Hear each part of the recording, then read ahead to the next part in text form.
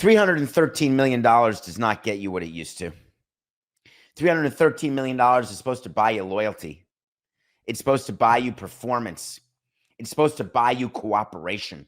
It's not supposed to buy you tsuris. Rafael Devers.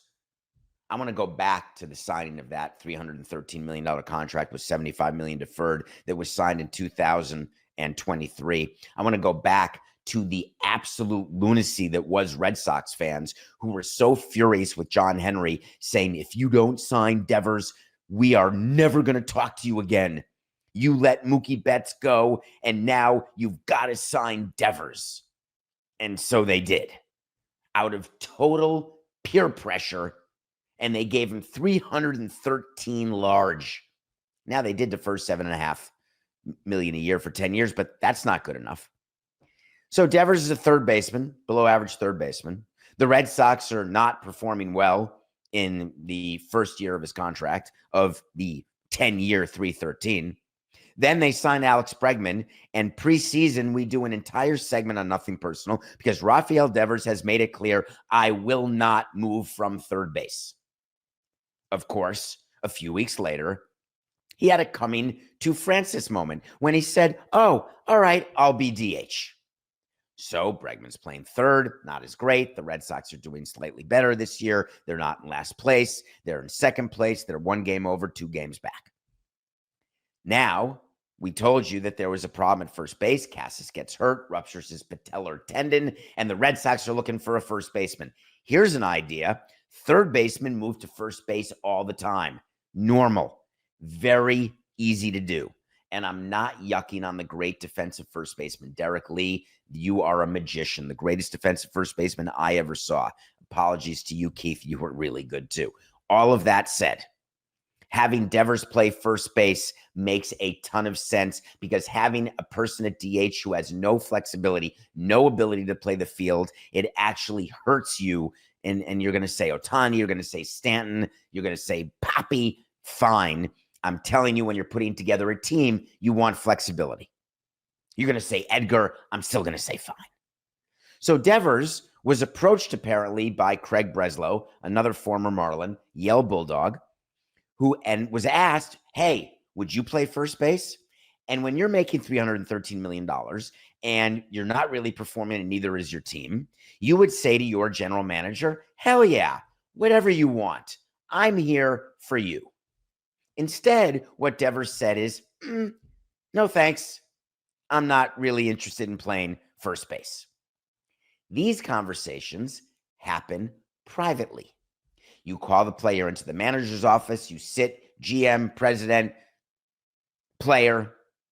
Sometimes you speak to the agent when you're doing a position change, but you speak to the player and you say, listen, we're going to give you whatever reps you need, but come out early tomorrow. We're going to do infield and we're going to take a couple of days, for the better players. We had Miguel Cabrera catch 1 fly ball during BP and said, you're good to play left field to have fun. There are times when you move players around the infield. I believe Jazz Chisholm was moved from second base to outfield on a Tuesday and then over to third base on a Thursday. It's doable. I'm not yucking on Rawlings and their gold gloves, Stevie. I'm just saying it's doable. Devers, however, after this private meeting, did something that we don't tolerate as a front office. You cannot tolerate someone who calls out the front office in public. We do not air our dirty laundry in front of you. We never wanted to because, like many relationships, we want you to think everything's okay. The reason why we keep all the screaming matches into the clubhouse, don't want any fights in the dugout, don't want any sort of issue is because when you see people fighting, it makes you feel uncomfortable. It makes you feel like they're not in control. It makes you feel like they can't be leaders. It's like many, many marriages. People choose to fight in their bedroom and outside they have this aura of, oh, everything's perfect. When in fact, bubbling underneath, it's like Ghostbusters 2. It's like smoldering, boiling crap. Devers went bananas yesterday. He has more quotes about the fact that he won't play first base. And then it got worse. He said about his own GM, I'm not certain what issue Craig Breslow has with me. He played ball, and I would like to think he knows that changing positions like that isn't easy. Now, they should do their jobs, essentially, and hit the market and look for another player. I'm not sure why they want me to be an in-between. Next thing you know, someone in the outfield gets hurt and they want me to play in the outfield. I know the kind of player I am, and that's where I stand. Wow.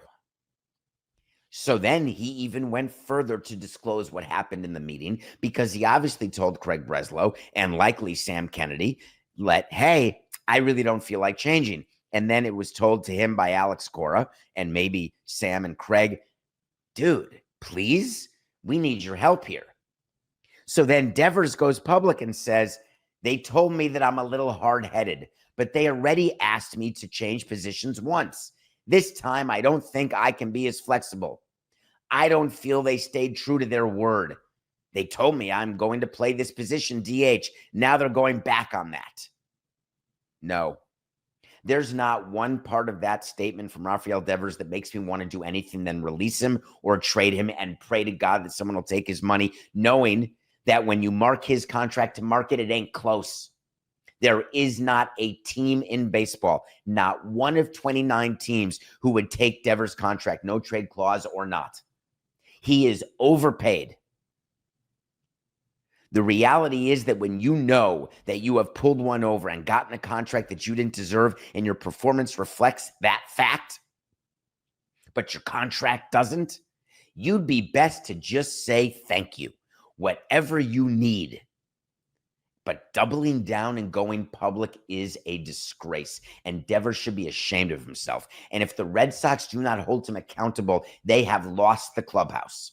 Because you can bet your sweet bippy that there are professionals in that Red Sox clubhouse who look at a player like Devers making that kind of money and saying what he said about not willing to help the team, and they look at him and they say, that's it. Leader? Forget it.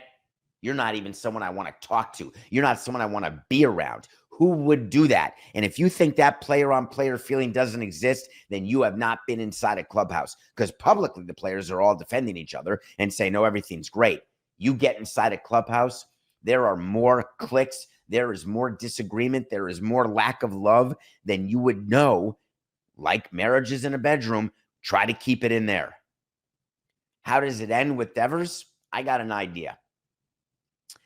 Craig Breslow, smart guy, smart. He's going to figure out over the next year or two what he can do with Devers, because he's going to realize quickly that allocating that sort of money to a player like that is not actually going to help them win a championship.